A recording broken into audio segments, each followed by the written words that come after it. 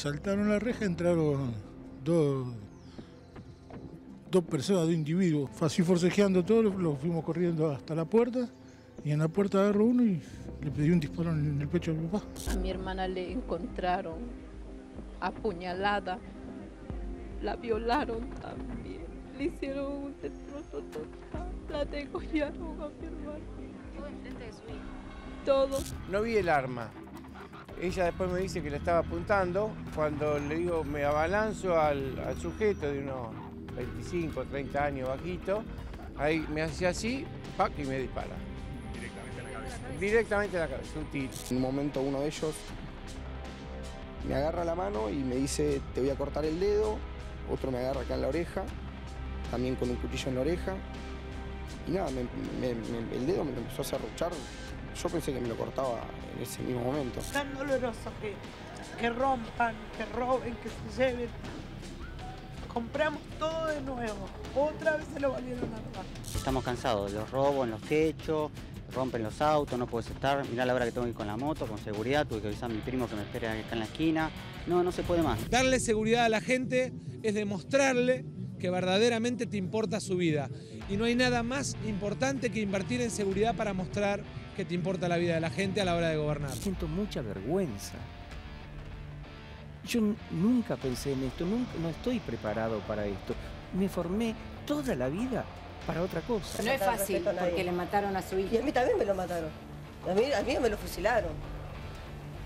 Y no fue en defensa propia. Nadie está Porque pensando si el doctor en eso. quiso resguardar su vida, ¿por qué no se quedó adentro y llamó a la policía? Yo estoy defendiendo lo mío. Yo no tengo más. Pero Silvia, vos no te das cuenta que tu hijo se puso en una situación en donde si lo mataban podía ser una muerte legal. Vamos a ver si lo fue o no. Cometió un delito y lo pagó con su vida. Pero nosotros no queremos que las víctimas se transformen en victimarios. Es decir, nosotros creemos primero que hay que proteger a las víctimas. La víctima fue el médico y eso no hay que perder de vista ese concepto. Yo pido justicia por mi viejo, pero pido por toda la gente que le pasa lo mismo.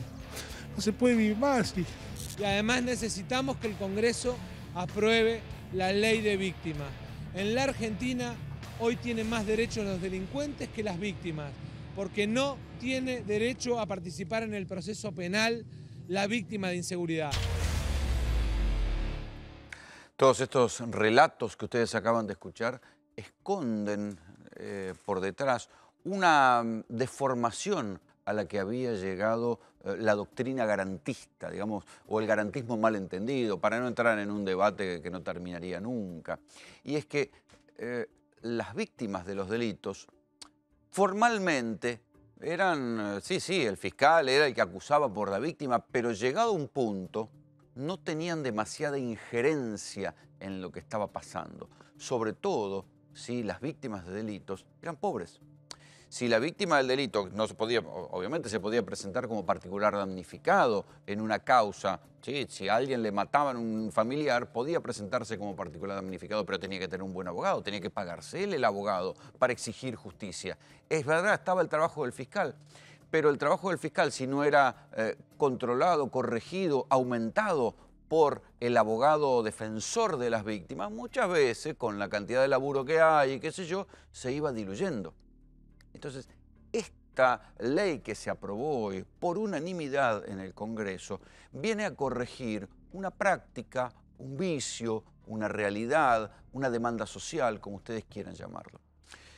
Allá por el año 2003, después del crimen de Axel Blumberg, hubo toda una ola de leyes de endurecimiento de las penas contra los delincuentes. De a poco, esos endurecimientos de penas terminaron resultando en muchos casos impracticables, ¿sí? Los tribunales los terminaron volteando por inconstitucionales o por impracticables.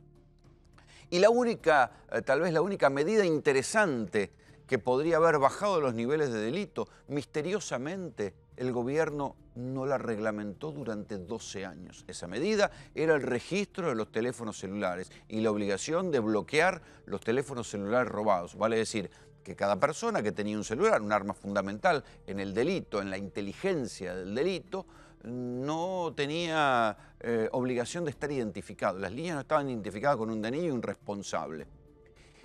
Esa ley que se aprobó como parte del paquete de leyes Blumberg nunca se reglamentó. ¿Por qué? Bueno, se sospecha que era por intereses de las telefónicas, que seguían facturando por la inmensa cantidad de teléfonos celulares robados que habían dando vuelta por ahí. Se sospecha porque había algún grado de acuerdo con el gobierno, que pensaba que esto no tenía que ver con el delito, no importa.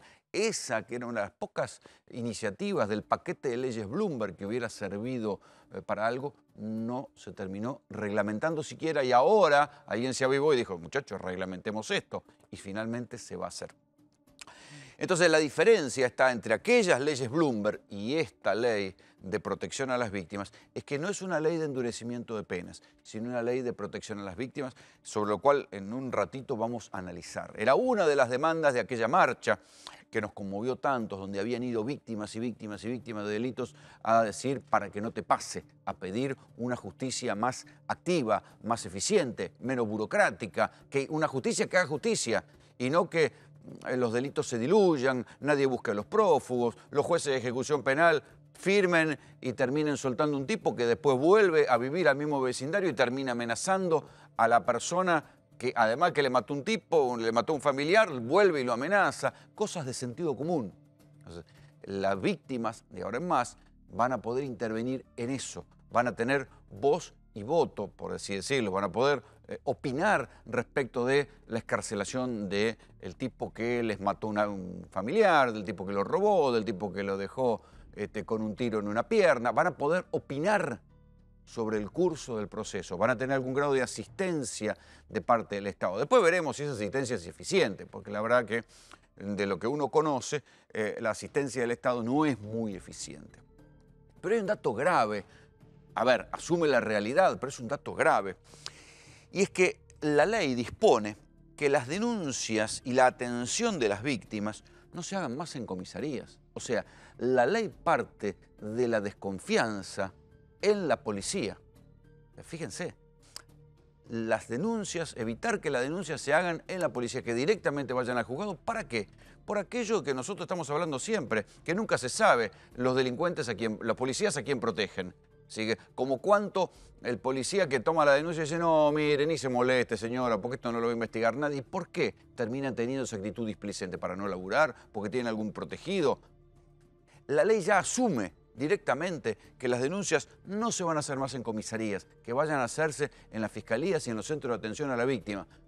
¿Por qué? Porque están admitiendo la tremenda realidad que venimos discutiendo hace años en la Argentina, de cómo las comisarías de las diferentes policías terminan siendo un engranaje del delito, un organismo de protección o de regulación del delito. ¿Sí? Algunos los protegen, los dejan laburar, comillas, y a otros sí los denuncian y los meten presos porque no arreglaron y no pusieron la que tenían que poner.